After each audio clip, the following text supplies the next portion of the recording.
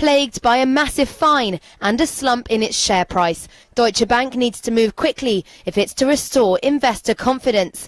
But the German lender's room for manoeuvre is limited, according to Reuters senior correspondent Ed Taylor in Frankfurt. Deutsche Bank currently doesn't have a very good equity story with which it can approach investors to persuade them to invest in the stock. That's the main problem they have. If the Department of Justice fine is too big, however, they may be forced to raise some money as an emergency step.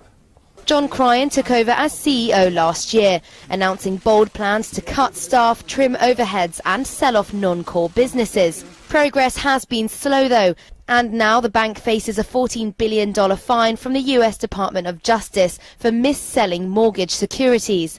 That's exposed a capital shortfall of between 5 and 10 billion euros. Deutsche says it has no plans to raise cash, but while the DOJ settlement might ultimately come down a bit, the bank could face other fines over suspected money laundering. All this could leave Germany's flagship lender with limited options.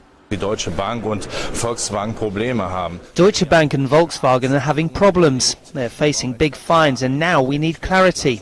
It must be made clear how high these fines will be. This impasse has a very detrimental impact on share prices. Sources telling Reuters that the bank is looking at a possible strategy shift in the United States. Abandoning its most important market looks unlikely, but it could scale down its activities there. Deutsche's 1/5 fall in revenue in the first half looks a lot like the scale of the year-on-year decline Britain's RBS suffered 6 years ago. That snowballed to leave RBS a husk of its former self.